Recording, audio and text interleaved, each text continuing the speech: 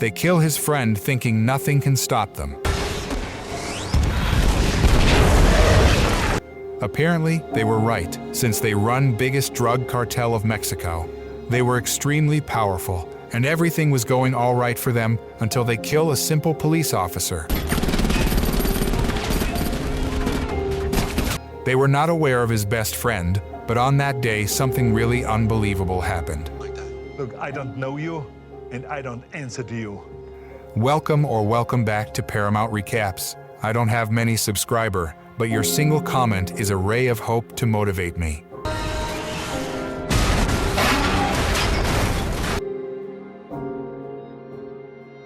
The movie kicks off just outside Las Vegas, where a cop is indulging in the classic stereotype, munching on a donut. Suddenly, a car roars past so fast it nearly shatters windows, zooming toward the border at a mind-boggling 200 miles per hour. The cop, startled, radios into dispatch, suggesting they alert the FA about what seems like a jet flying way too low. Lights off and everything. Now we get introduced to the big guy in charge, Sheriff Ray Owens. Ray's been keeping things calm and under control in Summit County for years. He's not one for big crowds or noisy events, preferring to maintain peace from the sidelines. This is clear when he decides to skip the town's football game, instead hanging out at a diner where he happens to overhear two truckers, Burl and a guy with a ponytail, chatting about a mysterious stranger. Ray's got a nose for trouble, and something about their conversation doesn't sit right with him, so he decides to keep tabs on these two. Meanwhile, we meet Ray's Team 3 officers who are more like the Three Stooges than law enforcement. There's Jerry, Mike, and Lewis, with Lewis being a bit of an oddball. Jerry's all pumped to test out a new gun, but it's got more kick than he expected, and it ends up smacking him right in the nose. Jerry starts goofing around with the gun, until Mike and Lewis snatch it away before he hurts someone. That's when Ray shows up, clearly irritated that his team is fooling around instead of doing their jobs. Ray's still thinking about those truckers, so he orders his team to dig up any dirt they can find on them. While chatting with Lewis, Ray learns that his little cottage is actually the Dinkum Firearm and Historic Weapons Museum. Lewis dreams of becoming a deputy like Jerry and Mike. Sure enough, Ray's instincts are spot on. The two truckers come to a stop, and it turns out Burl isn't just some regular guy, he's leading a group of heavily armed mercenaries. The location's secured, but they've got a problem with a stubborn farmer who's not too thrilled about their so-called movie set. Burl, trying to smooth things over, approaches the grumpy old man, but the farmer isn't having any of it. He fires a warning shot with his shotgun, telling Burl to get lost. Burl seems to agree, but as soon as he turns to leave, the farmer is gunned down. Back at the station, we meet Sarah and Frank, an army vet who's buddies with the officers but can't stay out of trouble. There's an awkward moment when Jerry gives Frank a hug, even though Frank's locked up in a cell. Mike walks in and explains that Ray ordered Frank to be held for the weekend, even though they're all pals. That night, Jerry opens up to Ray, admitting that he's longing for some real action and excitement. He even asks Ray for help landing a job in Lay, unaware that Ray's seen more than his share of chaos. Before becoming sheriff, Ray was part of a narcotics division, where he was right in the thick of things with bullets flying everywhere. Understanding Jerry's desire for something more, Ray agrees to help him transfer to another division. Things start getting intense as the scene shifts to an FBI black site. Here, we meet Agent John and his partner, who are busy planning the transport of Gabriel Cortez, a ruthless cartel boss second only to Pablo Escobar. Cortez is on death row and needs to be moved to a federal prison, but this mission is top secret. The agents are notified last minute to prevent any chance of an escape, but things go sideways during the transport. A crane with a huge magnet lifts the vehicle carrying Cortez, who then kills the officer next to him. One of Cortez's mercenaries, perched on the van, takes out the driver and starts firing at the FBI agent. The mercenaries move the vehicle onto a rooftop using zip lines, and by the time the FBI agents catch up, Cortez is already gone. They spot a guy in a prison suit and think they're chasing Cortez, but it's just a decoy. Meanwhile, the real Cortez slips into a suit and heads into an alley, where he encounters two agents, kills one, and disappears. Over at FBI headquarters, John interrogates 11 people all dressed like Cortez, but they're just pawns in this elaborate escape. Back in Somerton, Ray gets a call from Christy, who's worried because the farmer who supplies her milk hasn't shown up, which is unusual for him. Meanwhile, Cortez and his crew ditch their white sedan, taking Ellen hostage, and hop into a sleek gray Corvette. With McKay's death weighing on him, John is doing everything to track down Cortez, even shutting down every landing strip within 100 miles. But Cortez's 1,000 horsepower Corvette and insane driving skills leave the cops eating his dust as he blows past every checkpoint. He even calls John using Ellen's phone, threatening to kill her if they don't back off. The cops set up a roadblock, but they're not prepared for what comes next. Two armored vehicles roll up. Gunmen jump out, and they start spraying bullets everywhere, taking out the officers. A truck follows, clearing the way for Cortez to speed through unharmed. Meanwhile, Ray sends Jerry and Sarah to check on the farmer, and they find him dead. Ray arrives and, with his FBI experience, quickly deduces that the farmer was killed by a sniper outside and dragged inside to make it look like an accident. John calls Ray to update him on the situation, assuring him that Cortez can't cross the border through Somerton, but suggests Ray stay on high alert just in case. Meanwhile, Jerry and Sarah find tire tracks and decide to follow them, leading them straight to the mercenaries. Not realizing the danger, Jerry approaches, only to be met with a hail of bullets. Sarah quickly takes cover, but the mercenaries, using night vision goggles, switch off the lights and fire at the cop car. Just in time, Ray shows up, takes out two mercenaries, and positions his car so Sarah and Jerry can escape. They speed off, but not before a rocket launcher narrowly misses them, destroying the cop car instead. Ray pulls up to an ambulance, but Jerry's injuries are too severe. Tragically, he dies, leaving Sarah, Ray, and Mike devastated. They break the news to Frank, who's heartbroken at the loss of his friend. Together, they sit in silence, mourning Jerry's death and preparing for the fight that's surely coming their way. So, Cortez whips out his phone and, surprise, surprise, Ellen's been playing for the wrong team all along. Turns out, she's crooked, and Cortez flashes the $3 million